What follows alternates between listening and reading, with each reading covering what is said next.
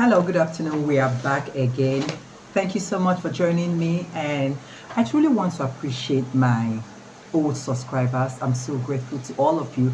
And my new subscribers, I am also grateful to each and every one of you. Thank you so much for tuning in and for joining my channel. I want to let you know that you have so much to learn in this channel. You have so much to learn in this channel.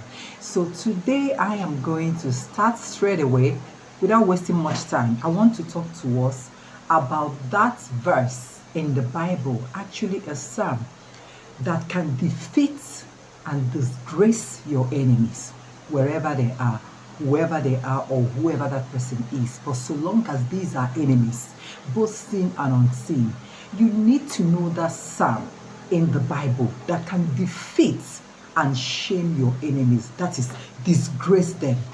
I'm saying this for a fact because of experiences that I have been through and even of recent ones. So today's topic is actually a testimonial topic. Like I am giving God all the testimony, all the glory. Like I am giving my testimony and I am praising God for saving my life and the lives of my family, because the enemy is not sleeping. There is something I want you guys to know. In this physical world, we always think that we have enough time. That is why people can just while away with their time or do nothing with their time, believing that there's still so much time. But in the spiritual realm, there is no time. You need to see the devil and his agents walking like, when somebody is walking like something is about to fold or something is chasing them, like they tell you, I don't have a single time. Let's just assume like they have seconds, not even minutes. They have few seconds to complete something before it's too late. That is how the devil works with his cohorts in their coven. So today's topic, like I said, is that psalm that I use, that I'm sure so many people are using to defeat and disgrace their enemies. That is, their enemies are completely disgraced. What psalm am I talking about? I have my Bible here. Is this psalm. Here I have Psalm 35. Psalm 35 is a powerful psalm. There are two psalms, Psalm 35 and of course Psalm 91. See, do not neglect this psalm that I just mentioned. No matter the sin you think you have or you have committed, that God will never ever look at your face again, you are wrong. Bring all your sins to God. God will offload all those sins for you and give you peace and rest and protection upon that, because there is nothing like God's protection. Any other person telling you there's protection elsewhere, my dear, you're wasting your time. Better run to God for your protection. Now, this Psalm 35 that I mentioned about, let me just tell my testimony. I've been praying this Psalm 35 and Psalm 91. Like I sing it like song. To the extent that even my little baby in the house knows Psalm 91 offhand. She can just say Psalm 91 for you without looking into her Bible. That is to tell you how constantly we are in praying these psalms. I started praying Psalm 95 not today, but this is part of my life anyway. But let's just say I've been praying Psalm 95 and Psalm 35 and 91. Now Psalm 35 talks about God opposing those who oppose you and fight those who fight against your life. Now, this is a powerful word. When you are calling upon God to fight your enemies, ordinarily, God cannot come to you until you give him permission. Don't get me wrong. He created us. He knows our problems. But yet, it doesn't take God anything to just be solving your problem without you even calling on him. He'll be solving your problem. But he knows that if he does that, you will be lazy. And you will think you are getting things by your willpower. So God is actually waiting for you to call him. That is only the button that God needs from you. When you press the button of reporting something to him, asking him to come for your rescue, then you will see God in action. You can imagine Psalm 35 talking about oppose those who oppose me and fight those who fight against me. Now, this psalm, you are calling on God to fight your battle, both seen and unseen. You are calling on God to disgrace and defeat those who dug a deep hole for you, because that is in Psalm 35. They have dug a deep hole for me in order to catch me, but destruction will catch them before they know it. My goodness, this happened for me. They actually dug a deep hole for me.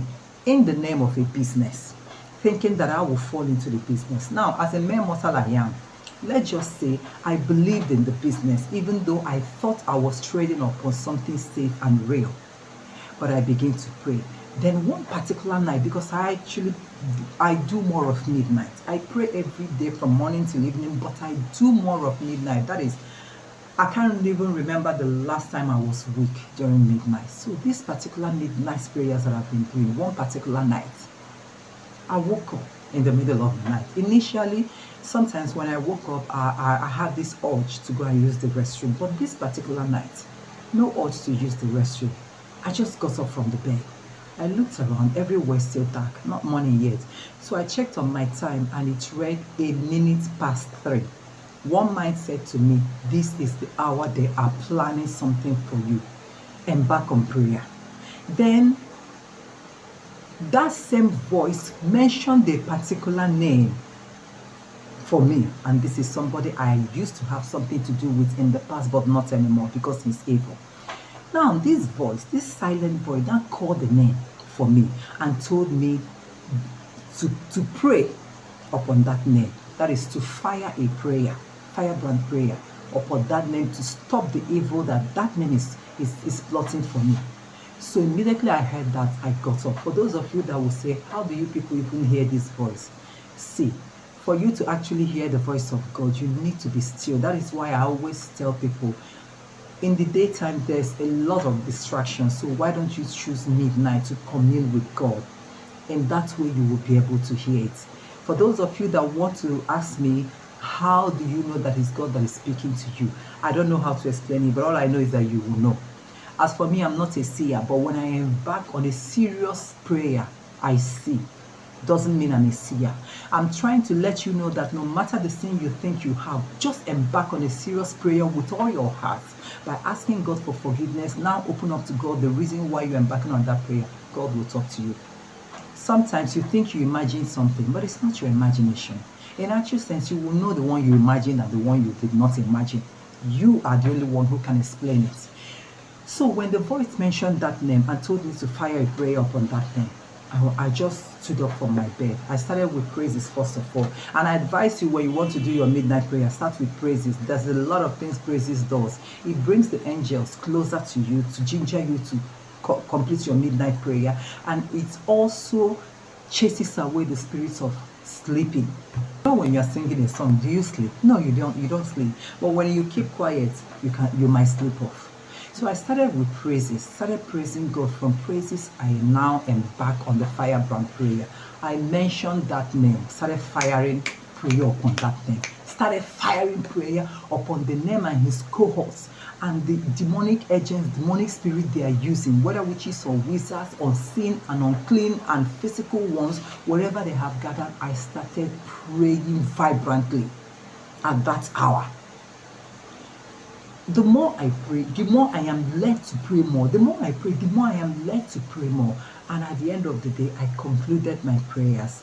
I actually prayed for 30 minutes because immediately it was around 3:30, thereabouts. That was when I concluded my prayers and I felt peace of God around me. Then I felt that protection only God can give. Like, what is it? I'm not afraid of anything. That was that kind of feeling I had. And I concluded my prayer. And peacefully, like a newborn baby, I went to bed. But I continued. The next midnight, I started firing prayer. I fire prayer to the devil and upon that particular name. You know, it's always sweet when you have that particular, when you know that issue you are praying about. It makes it much easier. Then I concluded this midnight prayer together with fasting. Because I did fasting. I actually did fasting for 7 days. I concluded my midnight prayer with this fasting. But as I was making the prayers, that so-called business unfolded, in the physical. And I thought I was embarking on a serious business thing. So I kept on. And I was actually filling the form they told me to fill, But now, how can you have that thing you thought that is a blessing from God and you are not at peace with yourself? Because the blessings of God in the Bible say that he maketh way for us and that his blessings gives us peace and not trouble. But instead, I was troubled deep inside my mind and I can't really put together where my problem is coming from. But the moment I start looking at the so-called business venture with the forms I'm to fill and all that, I felt uneasy. But as a human being, I filled the form, emailed the so-called form out. And after 2 weeks, I received their reply for me to do certain things. Then the one that broke the camel back, I was now asked to send my passports and other confidential documents of which you can't just give out to just anybody. Talk more of somebody you don't know. Then I said, okay, God. I went to my altar. I said, okay, God, now I want to just lay this thing down to you. I am no longer comfortable with this. This is not something I can easily do. I started asking God, I said, Father, direct me, please. I do not want to do things on my own because I've done it in the past and I failed. Now I want you to lead. Take the lead in my life. Please direct me on what to do. You know, I was asking God for clarification before I embark on that. After praying, I decided to embark on another three days midnight. Now, this time around, with fasting as well. So I just did the first day. Immediately, the first day I'm talking about was just 2 days ago, my guys. Just 2 days ago. Immediately complete, I did the first fasting 2 days ago. Everything is loaded. It was like a movie. I saw it clearly. The worst part is that then when I got a voice note of this person I thought I was dealing business with, I heard the voice that I know. That voice that God called the name and said I should pray upon that name to defeat the enemy. And I was like, my goodness, what is this? Is this truly happening? I started shivering because I'm a human being. But I said to myself, God, I know you know me. I know that I'm the apple of your eyes. You know, but when God answers you exactly how you wanted him to answer you, you'll be shocked, you'll be scared. Like, so God truly loves me. Now, I don't want you guys to forget that I also pray together with Psalm 91. And of course, you know what Psalm 91 is. I pray Psalm 91 and Psalm 35 together, coupled with the rest of the prayers that I make. And Psalm 91, God said that you will tread upon the lion and the serpent, and nothing by any means shall hurt you. That he will guide his angels to carry you in their hands, to lift you up so that you will not dash your feet on the stones. And also in that Psalm 91, God said that even if you acknowledge him as God and call upon him, that he will answer you. These are the psalms that I kept on making. And the whole thing was just unfolding. And like I said, the disgrace came. They were disgracing themselves on email, disgracing themselves on phone, and I saw it clearly. And I was like, there is something that actually happened, that ordinarily the real thing care less about anybody. So long as you want to work for them, they don't care to reply you specially like you are a special person when there are thousands of people out there to reply. But instead, they were replying me like as if I'm the only one applying for the job. And I'm like, what? Meanwhile, I know how the real thing operates. It's just that when the devil wants to strike, the devil is actually intelligent, but with prayers, we defeat the devil. Now, why am I saying this? For those of you still doubting, or for those of you that will come out to say, I don't know how to pray. You just have to know how to pray. Everybody cannot be those vibrant priests and pastors that are vibrating in prayer. No. If I can do it, you can do it. All it requires you is to open this Bible. That is all it requires. If you have your Bible, the moment it's like this, things begin to work in your favor. Now, there is something else I want to tell you guys. Even after making my midnight prayers, I must definitely open, it's either Psalm 91 or Psalm 35. I will leave it open until daybreak. I have my reasons for doing it, and that reason is nothing hidden other than let God continue to fight for you.